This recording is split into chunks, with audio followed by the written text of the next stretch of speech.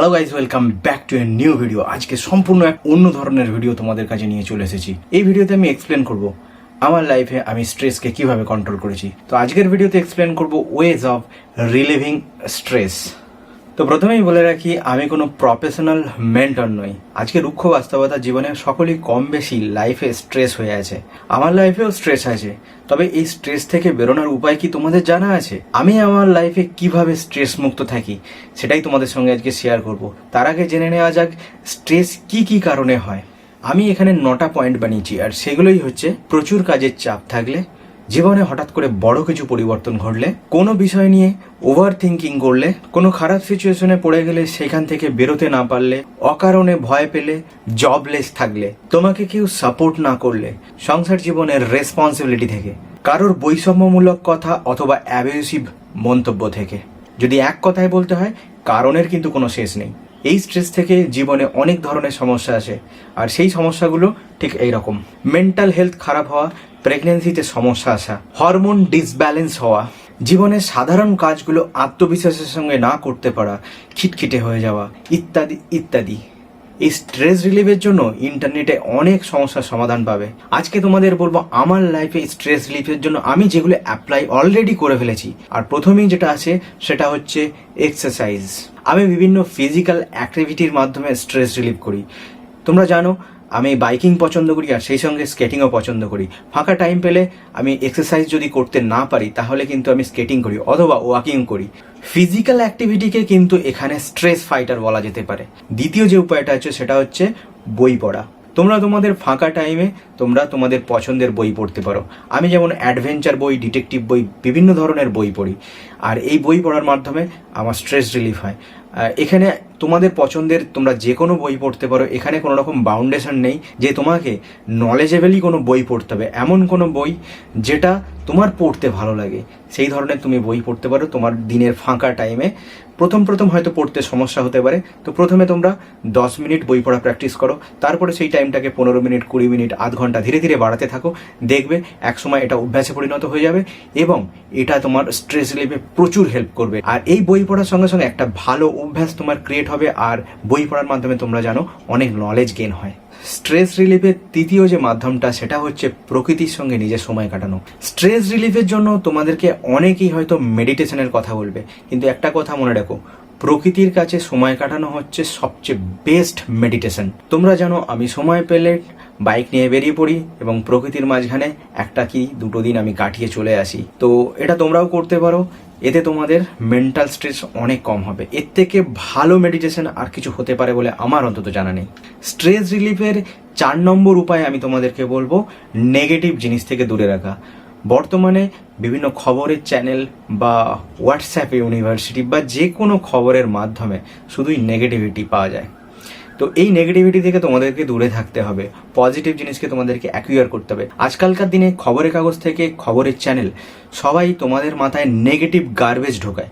তোমরা যদি এগুলো থেকে দূরে থাকতে পারো তাহলে দেখবে তোমাদের স্ট্রেস অনেকটা কমে গেছে। আমার কথা যদি বিশ্বাস না হয়, পেন পেপার নিয়ে বসে পড়ো।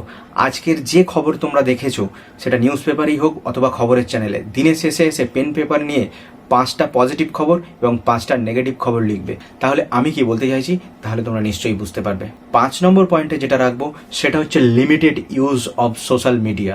সোশ্যাল মিডিয়া এমন একটা অ্যাডিকশন যেটা না হলে আমাদের চলে না, অথচ এর ডোজ বেশি হয়ে গেলে তাহলেও আমাদের ক্ষতি। যেমন তোমরা ধরো ঘুমের ওষুধ, যখন ডোজ মেনে একটা খাওয়া হয় তখন সেটা আমাদের শরীরের জন্য উপকারী, যখন সেটা আমরা বেশি পরিমাণে নিই তখন শরীরের পক্ষে ক্ষতিকারী। সোশ্যাল মিডিয়াও ঠিক সেই ধরনের। সেই কারণে এই সমস্ত সোশ্যাল মিডিয়া অ্যাপগুলিতে তোমরা লিমিটেশন লাগাও। অর্থাৎ লিমিটেশন বলতে ফোনে এখন এই ধরনের সিস্টেম আছে তোমার অ্যাপসকে তুমি কতক্ষণ ইউজ করতে পারবে। যেমন আমার ফোনে ফেসবুক, ইনস্টাগ্রাম এইসব অ্যাপ 30 মিনিটের জন্য খোলা থাকে। 30 মিনিট ইউজ করার পরে এই অ্যাপগুলো অলরেডি আমি আর ইউজ করতে পারি না, অর্থাৎ আমার ব্লক হয়ে যায়। আবার পরের দিনে আবার আমি এটা খুলতে পারি। তো এরকম তোমরা করতে পারো। এতে করে কি হয়, সোশ্যাল মিডিয়া অ্যাপগুলোকে লিমিটেড ইউজ করতে পারো। লিমিটেড ইউজ করলে লিমিটেড টাইম নষ্ট হবে এবং তোমাদের স্ট্রেসও অনেকাংশে কমে যাবে। আর সেই সঙ্গে সঙ্গে এই যে এক্সট্রা টাইমটা পড়ে থাকছে, এই এক্সট্রা টাইমে তোমরা পজিটিভ কিছু কাজ করে তোমাদের লাইফটাকে প্রোডাক্টিভ বানাতে পারো। স্ট্রেস রিলিফের 6 নম্বর পয়েন্টে আমি রাখবো হচ্ছে কিপ লার্নিং। যেখান থেকে পারো তোমরা লার্নিং করো, সেটা ইউটিউব হোক অথবা কোনো বই। লার্নিংয়ের মাধ্যমে আমরা স্কিল তো শিখি, সেই সঙ্গে সঙ্গে আমরা অনেক পরিমাণে নলেজ গেইন করি। আর আমরা যে সমস্ত নলেজ গেইন করি সেই সমস্ত নলেজ আমাদের সাবকনসিয়াস মাইন্ডে গিয়ে স্টোর হয় এবং প্রয়োজনের সময় বা স্ট্রেসের সময় সেই নলেজগুলো থেকেই আমরা আউটপুট দিতে পারি, আমাদের স্ট্রেস রিলিফ করতে পারি। 7 নম্বর পয়েন্টে যেটা আমি রাখবো সেটা হচ্ছে অতিরিক্ত ক্যাফিন, অ্যালকোহল বা নিকোটিন কনজিউম করা বন্ধ করা। এটা যদি তোমরা করতে পারো তাহলে কিন্তু স্ট্রেস অনেকাংশে খতম করা যেতে পারে, যেটা আমি করেছি। আমাদের মধ্যে যখন কোনো স্ট্রেস থাকে তখন আমরা এই অ্যালকোহল, নিকোটিন অথবা ক্যাফিন নিয়ে থাকি আর সাময়িকভাবে আমাদের এই স্ট্রেস রিলিফও হয়ে যায়, কিন্তু এটার কোনো পার্মানেন্ট সলিউশন আমরা পাই না। আমাদের জীবনটা কোনো গাধা গরুর জীবন নয়, আমাদের জীবন তো প্রবলেমেটিক, স্ট্রেস তো থাকবেই। আর সেই স্ট্রেসটা মোকাবিলা করবার জন্য এই ধরনের যে সমস্ত অ্যাডিকশন, অ্যালকোহল, ক্যাফিন বা নিকোটিন, এগুলো থেকে তোমাদেরকে বেরিয়ে আসতে হবে। আর এইগুলো থেকে বেরিয়ে আসলে পার্মানেন্টলি তোমরা স্ট্রেসকে সলিউশনের একটা উপায় খুঁজে পেতে পারো। লাইফের কোনো প্রবলেমকে ওভারকাম করতে গেলে লাগে হচ্ছে মানসিক শক্তি, আর এই নেশা এর কিন্তু কোনো সলিউশন দিতে পারে না। বলতে লজ্জা নেই, আমিও সিগারেট ধীরে ধীরে ছেড়ে দিয়েছি। স্ট্রেস রিলিফের 8 নম্বর পন্থায় আমি রাখবো নিজের পছন্দের বা ভালোবাসার মানুষের সঙ্গে টাইম স্পেন্ড করা। কোয়ালিটির টাইম যদি তোমরা তোমাদের ভালোবাসার মানুষ, যেমন মা, বাবা, ভাই, বোন বা তোমাদের গার্লফ্রেন্ড, বয়ফ্রেন্ড অথবা ওয়াইফের সঙ্গে, হাজব্যান্ডের সঙ্গে তোমরা যদি তোমাদের কোয়ালিটি টাইম স্পেন্ড করো তাহলে তোমাদের স্ট্রেস অনেকাংশে কমে যাবে। তোমাদের যে সমস্ত প্রবলেমগুলো আছে সেগুলো তাদের সঙ্গে শেয়ার করো, তোমাদের স্ট্রেস অনেকটা কমে যাবে। কারণ কি জানো, এই সমস্ত মানুষগুলোই না তোমাকে ইমোশনাল সাপোর্ট দেবে, আর এই ইমোশনাল সাপোর্টের জন্যই তুমি তোমার স্ট্রেসকে রিলিফ করতে পারবে। স্ট্রেস রিলিফের 9 নম্বর উপায় বলবো সঠিক পরিমাণে ঘুম। আমাদের হিউম্যান বডি 7 থেকে 8 ঘন্টা ঘুম চায়, তো সেটা যদি প্রপারলি না দেওয়া হয় তাহলে আমাদের মেজাজ অনেক খিটখিটে হয়ে যায় এবং আমরা দীর্ঘদিন ধরে যদি এই ধরনের হ্যাবিট চলতে থাকে আমাদের মনের মধ্যে অনেক স্ট্রেস পড়ে। আমি এখন দিনে 7 ঘন্টা করে ঘুমানোর চেষ্টা করি। মাঝে মাঝে কাজের প্রেশারে হয়তো এদিক ওদিক হয়ে যায়, কিন্তু এটা আমি চেষ্টা করছি, আশা করি ইন ফিউচার আমার এই হ্যাবিটটা তৈরি হয়ে যাবে।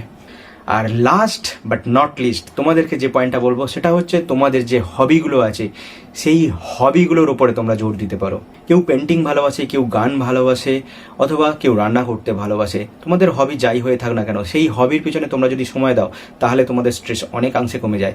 তোমাদের হবি কি তোমরা বুঝতে পারছো না, কিছু করার দরকার নেই, চুপচাপ বসে ভালো কোনো পছন্দের গান শোনো, ভালো কোনো রান্না করো, ভালো কোনো বই পড়ো। তাও যদি করতে না ইচ্ছা করে নিজের কাজের টেবিলটাকে পরিষ্কার করে গোছাও, নিজের কাজের জায়গাটাকে পরিষ্কার রাখো, নিজের ঘরটাকে পরিষ্কার রাখো।